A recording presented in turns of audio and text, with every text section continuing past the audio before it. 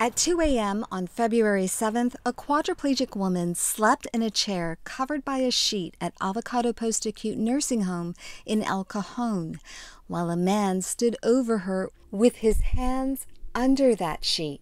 The incident is one of 3 sexual assaults that the California Department of Public Health substantiated at the 256-bed facility so far this year.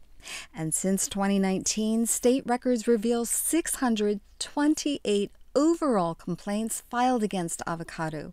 That is 4 times the state average for facilities with at least 100 beds. It's an unsafe place for residents to be. Tony Chicatel is a lawyer with the California Advocates for Nursing Home Reform. He's familiar with the state's investigations into Avocado. It seems like a dangerous nursing home, and one that I would be reluctant to send anybody, let alone friends or family. Here are some of the most egregious examples, taken mainly from state regulators' reports with support from police investigations. A 90-year-old man was allegedly assaulted by his roommate and later died. A 71-year-old woman was sexually assaulted by a caregiver during a diaper change.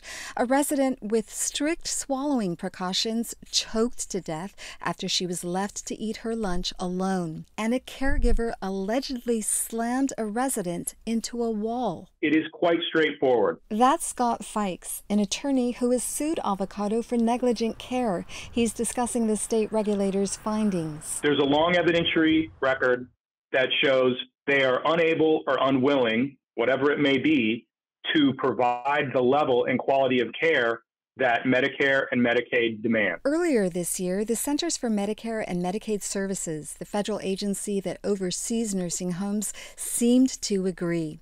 The agency stated in April that it was terminating Avocado's contract with CMS to operate as a skilled nursing home, citing its failure to protect residents from abuse, neglect, and exploitation.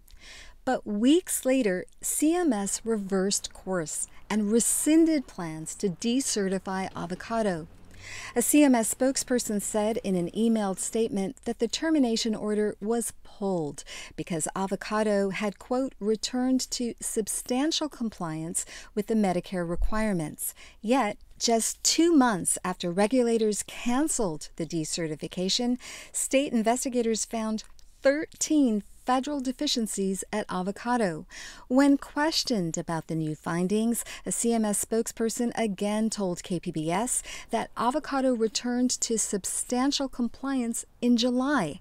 Avocado did not respond to multiple requests for comment. Also since April, state investigators have substantiated 11 abuse cases of residents and 1 quality of care violation at Avocado. Chicatel says keeping Avocado open illustrates how regulators abdicate their duty to protect residents in favor of shielding for-profit nursing homes. We'll have the rules and they look great on paper and they give people confidence that care might be good, and then we don't enforce them, so they over time just become meaningless. As Avocado racked up complaints over the last years, its profits grew 72% from $3.2 million in 2017 to $5.5 million in 2020, according to financial disclosures. That is a fantastic revenue stream. Ernie Tosh is an expert on senior care finances. He says given Avocado's compliance record, it would be beneficial to have a third-party monitor. And if that doesn't work, you should also be fining them substantially. Tomorrow, in part 2 of our series, Avocado allegedly allowed a man with a severe mental illness and a history of violence to share a room with another resident. The result was deadly. Thanks for watching this video. I'm Amita Sharma, KPBS Investigative News reporter. If you want to see more videos like this, you want to see more news like this, like this video and hit the subscribe button. Thank you.